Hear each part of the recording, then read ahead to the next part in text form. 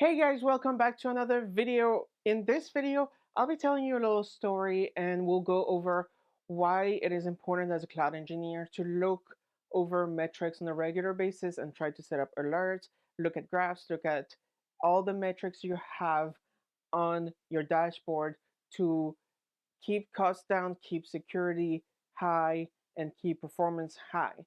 So let's go. All right, let me tell you a story that happened right after the 4th of July weekend, which was a 3-day weekend in the United States. So I get to work at my desk at home. I get my morning Coke. I logged into Azure.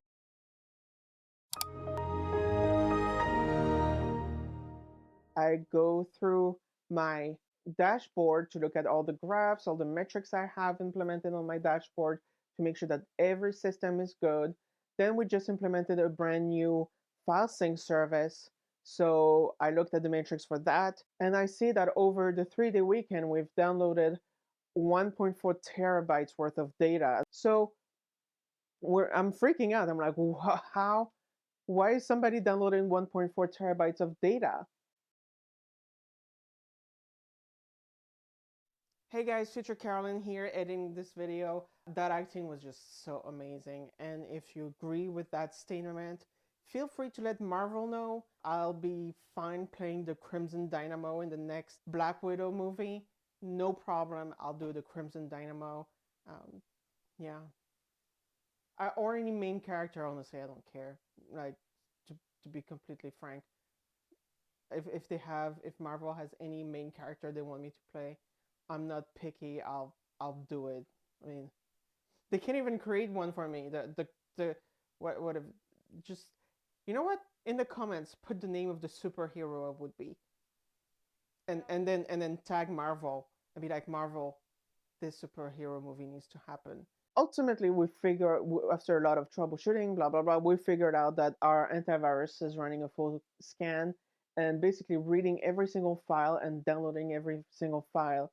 And it's like, oh, this is not necessary because all the files are scanned in the cloud. So we stopped that and we stopped the download, which was great. So that's so the moral of the story is make sure you set up all the metrics, all the things you don't want to happen, all the things you do want to happen in the cloud.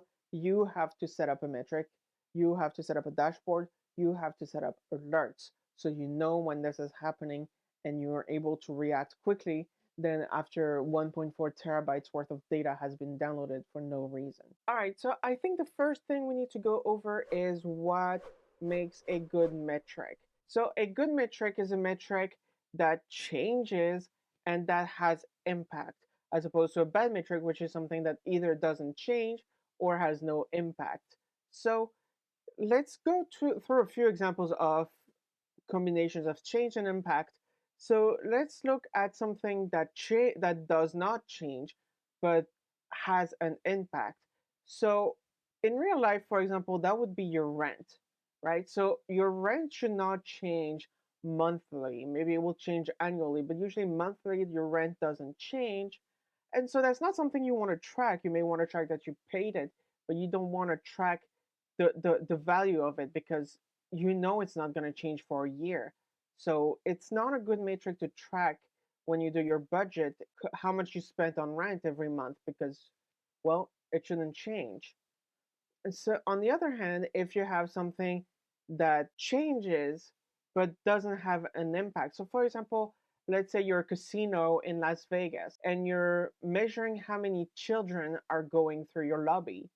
So children are a useless metric to track because as a casino, children can't play. They don't consume your service. They're not consumers. So if a casino was like, I'm going to track how many children go through my lobby, what is the impact to their business that there are children in the lobby of the casino? And the answer is nothing.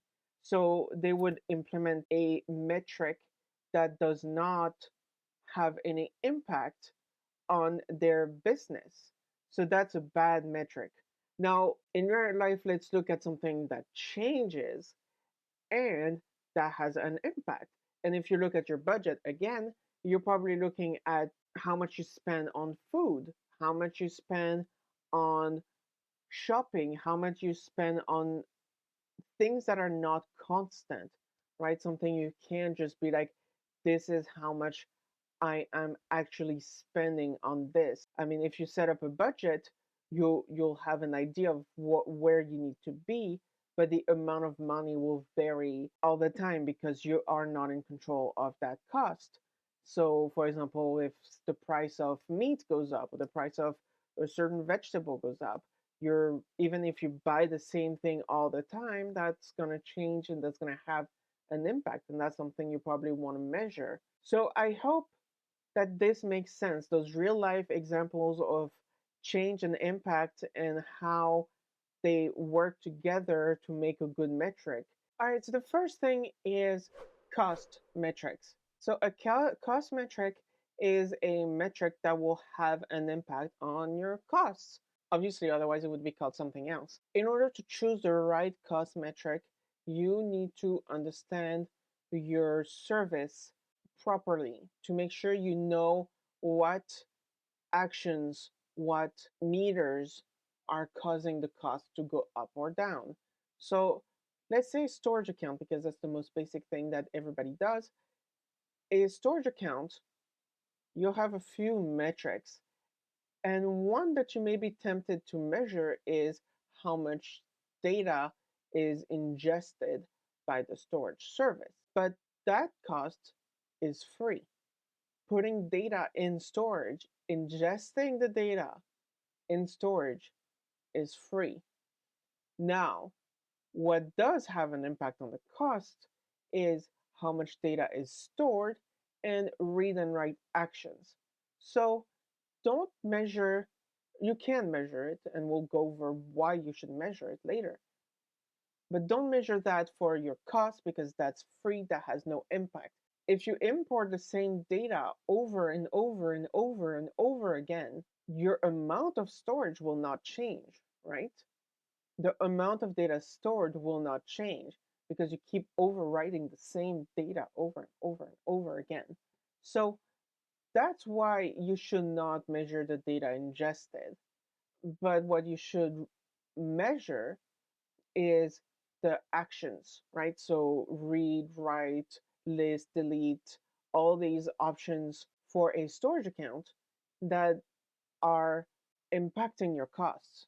So those and the amount of storage used are things that do impact your cost. Now, should you have a dashboard for every single one of the metrics? And the answer is no. You need to understand what are the actions that cost you the most money. So at first, yes, you may have to monitor everything, but in the long run, once you understand your service and your usage, you can monitor the costs that matter to you that have a significant impact. So let's say you store your data, right? But you will never change the amount of data or the data in there, right?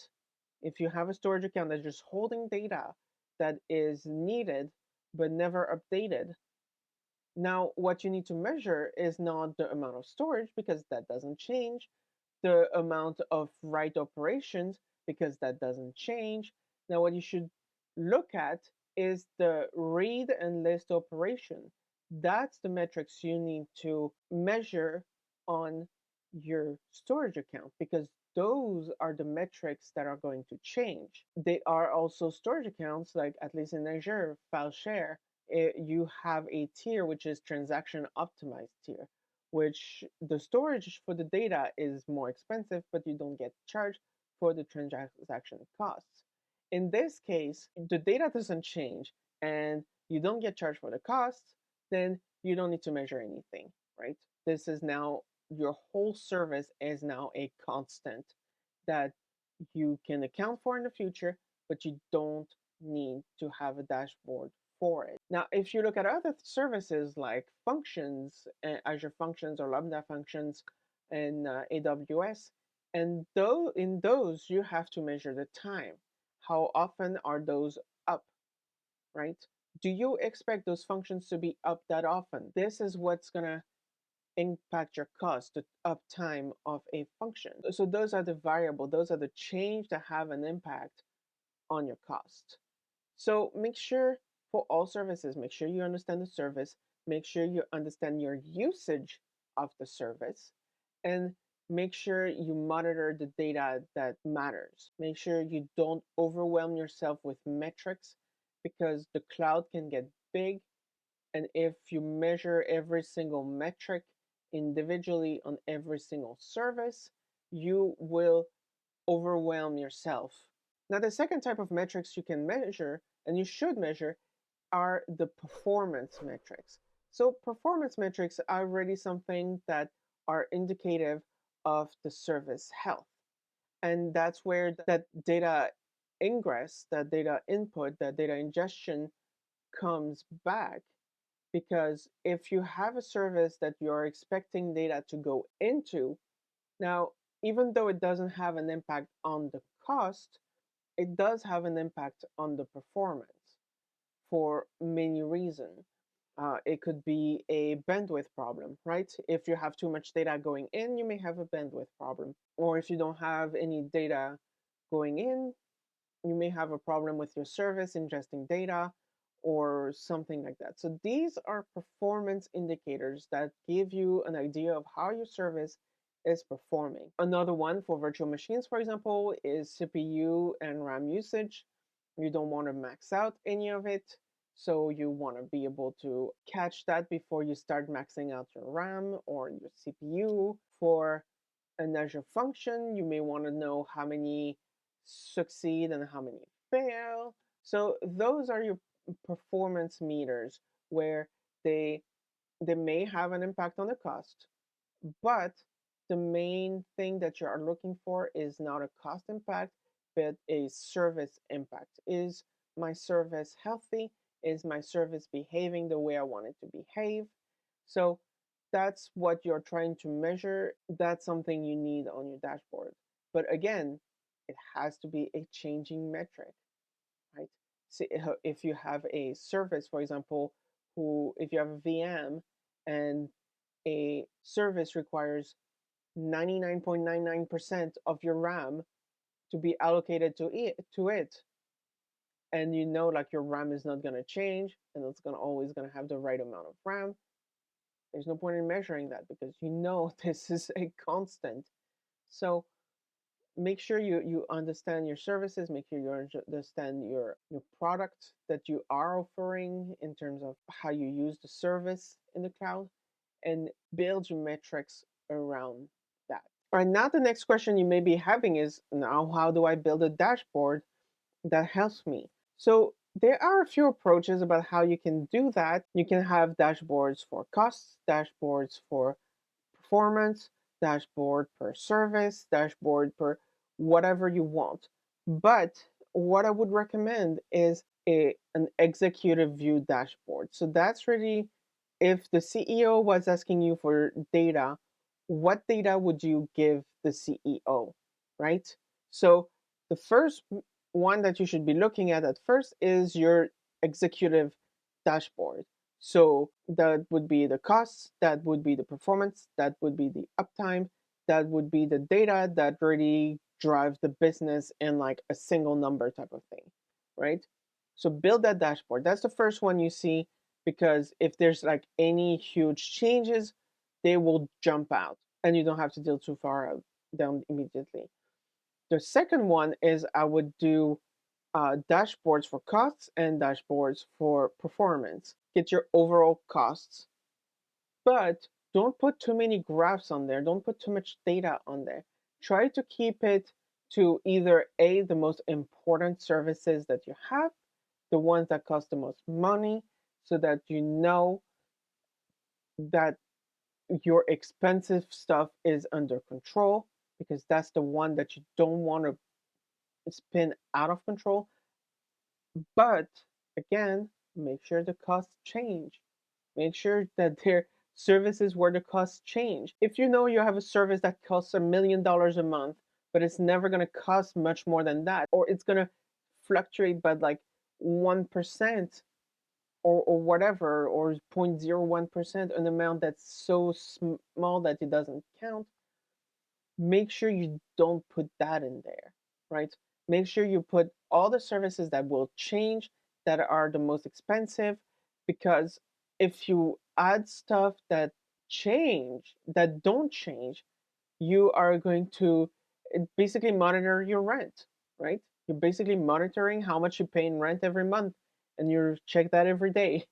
So if those numbers are not expected to change, don't monitor them. There will come a point where you need to have them, but don't obsess over them. Same thing for performance. Make sure that you get your top services, your most important services in there for their performance, so that you know that business critical applications are performing the way that you expect them to. Make sure business critical applications are monitored very often, right? And then you can build dashboards per service type of thing, where if you want to quickly monitor the health of a service, you can look at that. But some services, at least in Azure, will have, I mean, even in AWS, actually, now that I think of that, um, will have their dashboards in there that are performance indicators and things like that. So you may not even have to build those services. You may just have to just go into the services themselves to look at their individual performance. So try not to build like a million dashboards, because then you will have to maintain those million dashboards. All right, that's it for this video. I hope you learned something useful. Make sure you check out the other video wherever that other video is. This is the one that YouTube thinks is best for you. So go ahead and check it out. Hopefully you'll enjoy this one too. See you in the next one. Bye.